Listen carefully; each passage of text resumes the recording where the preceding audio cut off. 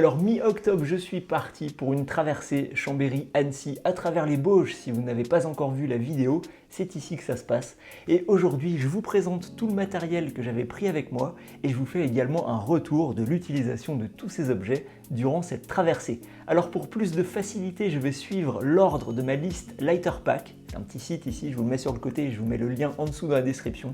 Donc on va commencer par la catégorie portage et contenant. Et donc le premier objet qui sert à tout mettre, c'est le sac à dos. Donc j'avais pris cette fois mon sac à dos Heiberg Bandit que je vous ai présenté en détail dans cette vidéo. C'est un sac à dos très léger, sans armature, mais ça c'est pas du tout un problème pour moi parce qu'en fait je plie mon matelas, je m'en sers comme d'une armature, mon matelas je le mets à l'intérieur contre le dos et en fait je trouve ça super confortable pour moi. Ensuite, deuxième contenant, ma poche à eau Platypus. Alors, elle est donnée pour 2 litres, mais réellement, quand on la remplit à fond, elle fait plutôt 2,4 litres. Et ça, c'est super pratique parce que parfois, j'ai traversé des endroits où c'était difficile de trouver de l'eau. Donc, en prévision du bivouac, je remplissais ma poche à fond. Et du coup, comme je préfère dormir en altitude, j'avais assez d'eau quand j'étais pour mon bivouac. On va rester dans l'eau, on passe à ma gourde filtrante. Alors par rapport à une Be-Free, je trouve que le débit est bien plus important. Ça fait longtemps que je l'utilise, je l'avais pris sur le Tour du Beaufortin, j'ai pris sur... ça fait des mois en fait que je l'utilise et je ne constate pas de baisse de débit. Je trouve ça très pratique. J'aime beaucoup les embouts comme ça. On pince avec les dents et puis il y a juste à boire. Il n'y a même pas besoin d'appuyer beaucoup. Ça sort tout seul. Il y a un gros débit. Bref, j'adore cette gourde filtrante. Au niveau des sacs étanches, j'en avais pris 2. Donc celui-ci que j'ai depuis très longtemps, depuis que j'ai commencé la rando légère. Alors il a un peu vécu, mais il est toujours en super état. Et celui-là, je m'en sers pour mettre tous mes ustensiles de cuisine. Et puis pour mettre mon petit sachet transparent d'hygiène que je vous montrerai un petit peu après. Et dans ce sac de 13 litres, je mets tout ce qui est pour la nuit, donc mon quilt, mon pantalon en polaire, mon oreiller, mon bœuf, mon tour de cou, bref, je mets tout ce qui est pour la nuit là-dedans, c'est un sac étanche. Ça me permet de ne pas compresser non plus énormément mon quilt, c'est pas un sac de compression, il n'y a pas des sangles et tout pour le serrer, mais ça me suffit en fait parce que le sac est grand, donc hop, je mets ça au fond de mon sac. Et enfin cette petite pochette Heiberg que je trouve très pratique, c'est là-dedans que je mets tout mon petit matériel électronique que je vous montrerai un petit peu après. Passons maintenant à la catégorie couchage. Alors on va commencer toujours dans l'ordre de la liste Lighter Pack, du plus lourd au plus léger. Donc ma tente. La Nemo Hornet Elite Osmo 2 places, je la présente un petit peu dans cette vidéo juste ici. Donc ça c'est la tente, ça c'est le petit sac avec les arceaux dedans. Au niveau des piquets, j'en prends 3 en titane comme ceci. Et puis j'en prends 2, 4, 6, 6 piquets, voilà, je prends un peu... j'ai pas de préférence en fait pour les piquets, ça c'est des piquets Sierra Designs en fait, voilà. J'ai pris les premiers que j'avais sous la main. Bref, ça suffit parfaitement. Pour dormir au chaud, j'ai mon Quilt Enlightened Equipment. C'est le Révélation 20, voilà, ça fait de nombreux mois que je m'en sers et j'en suis extrêmement satisfait. Donc là, il est rangé dans son sac en coton, mais sinon, je le mettais dans le petit sac que je vous ai montré tout à l'heure. Le matelas, c'est un Thermarest Neo Air X Lite. Alors, je l'ai pris en Regular Wide, ça veut dire qu'il a une longueur normale, mais qu'il est plus large. Et donc ça, pour moi, c'est très pratique parce que comme je dors souvent avec mon quilt ouvert, d'ailleurs là les nuits pendant ma traversée c'était assez clément les températures, j'ai souvent dormi avec le quilt ouvert même si parfois je le refermais en fin de nuit parce qu'il faisait un petit peu plus frais sur le matin. Donc c'est pratique je trouve d'avoir un matelas large pour pas avoir les bras qui touchent le sol. Quand on a sa couette au-dessus on dort vraiment presque comme à la maison. Sous ma tente, pour protéger tout ça, je mets ma feuille de protection. Alors j'en ai déjà parlé dans plusieurs vidéos. Cette feuille, en fait, je l'ai achetée en grande surface de bricolage. C'est une feuille qui est vendue comme film de survitrage. Je trouve que c'est très solide, donc c'est très léger, c'est très fin. Je trouve ça vraiment très pratique. Le matin, je secoue un petit peu, je laisse sécher pendant que je range le reste des affaires et en général, c'est sec. Si c'est un petit peu humide, l'avantage de ce sac là, c'est que je peux ranger dans la poche qui se trouve sous le sac, comme ça mouille pas l'intérieur. C'est pas forcément hyper résistant. Cela dit, cette feuille, ça c'est une feuille pour tente 2 places que j'utilisais avec ma X-Meet 2 places. Elle a fait plus d'une vingtaine de bivouacs et elle est absolument en état neuf. Et au niveau confort, voici mon oreiller. Alors ça c'est l'oreiller premium. J'ai changé il y a quelques mois, je trouve que c'est très doux, très pratique. Bref, j'adore ce type d'oreiller. Ça me cale bien avec sa forme. Hop, je le mets derrière, ça vient se mettre ici. Bref, je suis royal pour dormir. Alors oui, je sais, on peut utiliser par exemple un des sacs de rangement et puis mettre des vêtements dedans et s'en servir comme oreiller. Alors j'ai pas spécialement de vêtements en rab, et petit jeu de mots, non j'ai pas d'autres vêtements que je pourrais mettre dans un sac finalement, donc l'oreiller pour moi, d'une part il est plus confortable et puis il est surtout plus pratique. Passons maintenant à la catégorie cuisine. Alors ma fidèle tasse, la Tox 550 ml en titane, la version light. Donc voilà, je la trouve vraiment idéale pour mes besoins. Ça marche très bien sur le gaz. On peut aussi la mettre dans le feu, hein, si comme moi vous n'avez pas prévu assez de gaz, et ça marche très bien dans le feu. Vous constaterez maintenant qu'elle est toute propre parce que je l'ai nettoyée en rentrant. D'ailleurs, si vous avez besoin de nettoyer une tasse qui est un peu brûlée par le feu avec la suie, si elle est devenue toute noire, je vous donne une petite astuce que vous connaissez très probablement. Utilisez du bicarbonate de soude, de l'eau chaude, vous laissez tremper, il n'y a presque pas besoin de frotter, ça s'en va quasiment tout seul. Enfin bref, regardez, elle est dans un état nickel. Au niveau du réchaud, alors j'utilise depuis très longtemps mon petit BRS 3000 qui n'a jamais fait défaut, qui fonctionne très bien par toutes les saisons. Bref, moi je trouve qu'il est hyper fiable. Il est vraiment très léger, donc très utile pour faire chauffer juste son eau quand on a 300-400 ml d'eau à faire chauffer. Voilà, il fait très bien le travail. Un petit briquet pour l'allumer. Ensuite, au niveau couteau, pareil, vous connaissez mon petit couteau, toujours idéal. Mon parevent en titane qui me permet de concentrer en fait la chaleur autour de la tasse. Ça c'est très pratique pour éviter les pertes de chaleur et puis aussi ça protège du vent, donc ça permet d'avoir un réchaud qui a un meilleur rendement parce que rien ne va se perdre ailleurs, tout est concentré par ce petit parevent en titane. Mon bol, ça c'est un bol pliable, je trouve ça vraiment très pratique, surtout le matin quand vous avez un bon petit déjeuner à vous faire. Le bol il est pratique. La cuillère, alors la cuillère longue, ça pareil c'est très pratique si vous prenez des lyophilisés parce que vous pouvez ainsi aller jusqu'au fond du sachet. Et d'ailleurs pour avoir un sachet qui se prépare bien, quand vous versez votre eau, mélangez vraiment dans tous les recoins du sachet. Il y a toujours un petit endroit où on ne va pas en fait. Et puis on attend 8-10 minutes que le sachet soit prêt, on va manger, puis on s'aperçoit qu'il y a des endroits, ça n'a pas été réhydraté, c'est pas bon. Donc si vous voulez un super repas, pensez à vraiment aller dans tous les coins quand vous mélangez votre lyophilisé. Et pour ça, je trouve que ce genre de grande cuillère est très pratique. On enchaîne avec la catégorie hygiène, réparation, trousse à pharmacie. Donc ma pelle Vargo Dig Dig Tool, alors rassurez-vous, ce que vous voyez ici, c'est juste de la terre sèche.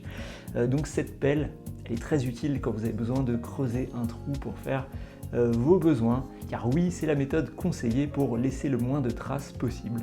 Elle sert également de piquet, de sardine de tente, par exemple dans la neige, elle est vraiment très efficace. Donc j'avais pris également une petite serviette microfibre, et puis dans ce sachet, j'ai ma trousse à pharmacie. Alors on va regarder tout ce qu'il y a dedans. On trouve un petit tube de dentifrice. Alors oui, je sais, je pourrais le mettre dans un autre contenant pour que ce soit moins lourd, mais voilà, c'est très pratique pour mes besoins. Avec ce dentifrice, un petit morceau de brosse à dents électrique. Voilà. Alors bien sûr, elle n'est pas électrique, je le fais à la main, mais voilà, ça fait une brosse à dents qui est plus petite. Ensuite, on trouve des petites brossettes interdentaires. Voilà, l'hygiène des dents, enfin des gens aussi, hein, mais l'hygiène des dents, c'est très important. Autour des dents, les lèvres, parfois les lèvres un petit peu sèches, surtout quand il fait frais en montagne, quand on prend le soleil, etc. Donc hop, un petit baume pour les lèvres. Alors dans ce petit contenant, j'ai mis un petit baume. Alors là, je m'en suis absolument pas servi, mais bon, je préfère l'avoir si jamais j'ai des douleurs articulaires. Petite pommade, petite crème que je trouve vraiment très efficace pour moi. Ensuite, des petits morceaux de savon de Marseille. Alors je vous conseille d'en prendre plusieurs parce que c'est très facile de perdre ces petits morceaux de savon, surtout dans l'herbe hein, par exemple. Donc avec 3 morceaux de savon, en général, je vais pouvoir tenir quelques jours, parce que même si j'en perds un, si j'en perds 2, hein, on peut perdre un morceau de savon, mais pas 2, enfin bref, enfin si. Bon, ensuite, un petit peu de Doliprane. Alors pareil, je ne me suis pas servi cette fois-là, mais c'est toujours bien d'en avoir. Des petits pansements Des bouchons d'oreille, et oui, j'ai ce défaut, je n'arrive pas à dormir si je ne mets pas de bouchons d'oreille. D'ailleurs, ça a quand même été utile sur ma 3e nuit, parce qu'il y avait les vaches qui étaient pas très loin. Et vous savez qu'une vache, ça ne dort pas en fait. Même à 3h du mat, on entend les cloches des vaches, quoi. Bon, ça a son charme, quand on a envie de dormir, bah, c'est pratique d'avoir des bouchons d'oreille. Un autre pansement un petit peu seconde peau, voilà, si jamais on a des ampoules. Alors j'ai jamais eu d'ampoule. Bref, ça peut aussi dépanner pour quelqu'un, ça m'est arrivé d'ailleurs de dépanner une fois quelqu'un. Au niveau réparation, un petit patch pour le matelas gonflable, au cas où, espérons ne pas s'en servir. D'ailleurs, je n'ai pas eu besoin de m'en servir. Voilà, tout ça c'était ma petite trousse de toilette. Ensuite, on arrive à la catégorie d'hiver. Alors, je ne sais pas pourquoi j'ai mis la frontale et la pompe dans la catégorie d'hiver. Peut-être que ça irait mieux dans la partie électronique. Bref, peu importe. Donc on commence par le premier objet que j'ai mis dans cette catégorie. C'est ma chaise Elinox. Alors ça, c'est 500 grammes de plaisir. C'est vraiment génial. Surtout quand on part dans l'état d'esprit dans lequel j'étais parti, c'est-à-dire profiter des paysages, prendre le temps. Bah, je peux vous dire que quand on se pose dans sa chaise comme ça et qu'on regarde le paysage ou qu'on mange ou qu'on se repose après sa journée, eh bien c'est vraiment génial. Enfin moi je trouve. Donc ensuite on retrouve mes bâtons, les Fizan Compact 3. Alors pareil, je les utilise depuis que j'ai découvert la rando légère, ça fait 3 ans à peu près. Ils m'ont suivi dans toutes mes aventures, été comme hiver, dans toutes les traversées. Bref, j'adore ce modèle. Au niveau de la frontale, je suis parti avec une Nightcore NU33. Alors par rapport à la Nightcore NU25 que vous connaissez déjà, bien sûr elle est plus lourde, mais elle est faite en métal. Alors j'ai gardé le bandeau pour plus de confort, et puis comme elle est un petit peu plus lourde, je n'ai pas mis ces petits élastiques là que j'avais installés moi-même. Ce que j'aime beaucoup dans cette frontale, c'est qu'il y a plus de LED que dans celle-ci. Ici il y en a 3, ici il y en a 2. Il y a une LED longue portée qui est vraiment très efficace pour éclairer l'environnement. Donc quand vous faites de la rando et que la nuit tombe tôt comme en automne, ça peut être utile. Contrairement à l'été, moi l'été j'aime bien celle-ci parce que je m'en sers quasiment jamais finalement. Mais là, pour l'automne ou pour l'hiver, je préfère avoir une lampe frontale qui a une meilleure autonomie, une meilleure portée. Et puis ce que je trouve pratique aussi sur ce modèle, eh bien, c'est qu'on a un port USB-C.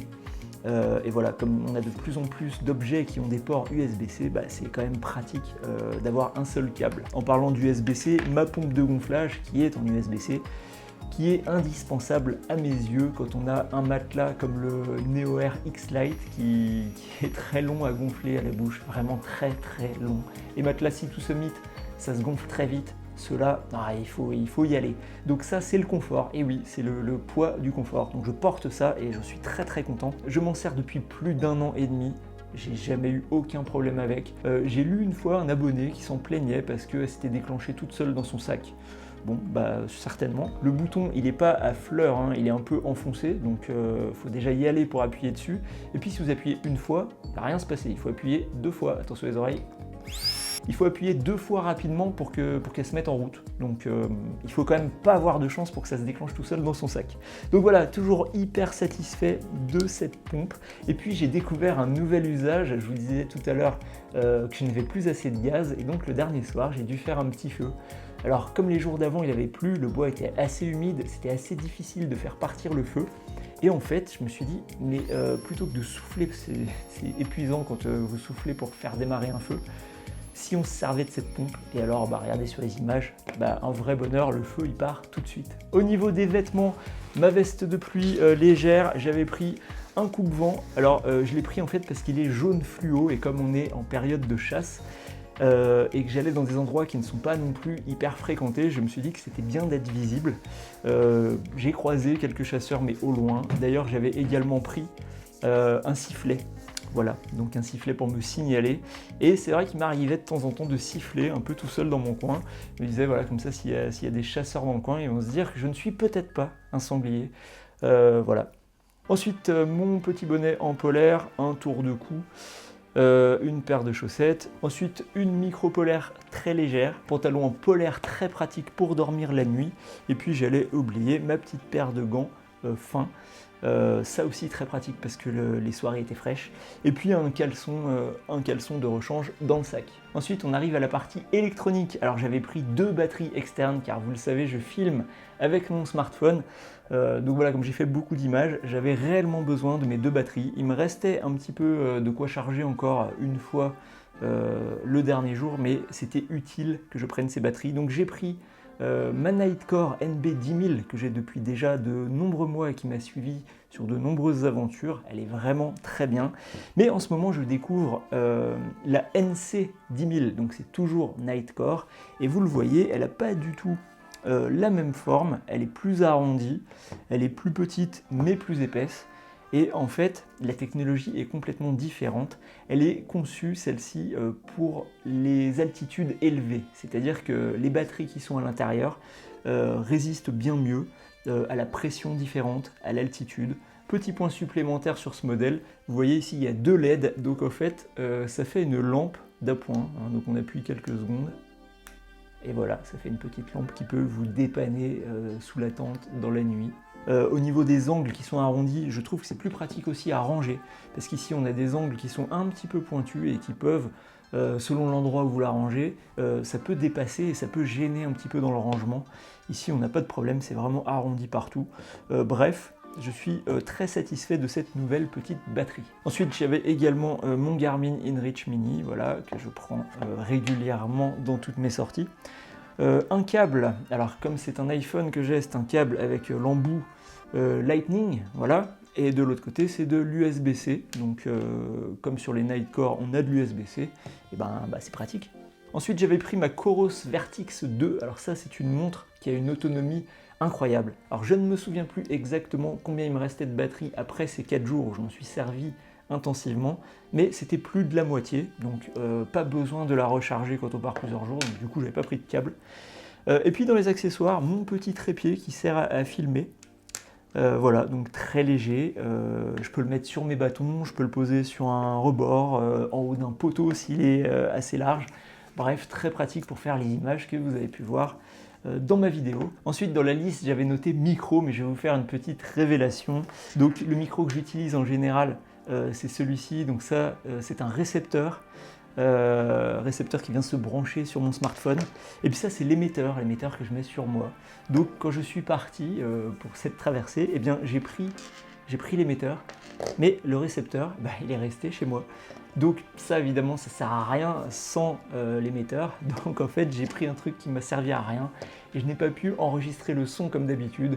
Donc sur les images que vous avez vues quand je parle, en fait j'ai le smartphone pas loin de moi, j'ai mis le grand angle, comme ça je suis pas trop loin du micro. Donc voilà, je me suis débrouillé, j'ai fait avec les moyens du bord, ça c'était pour la petite anecdote.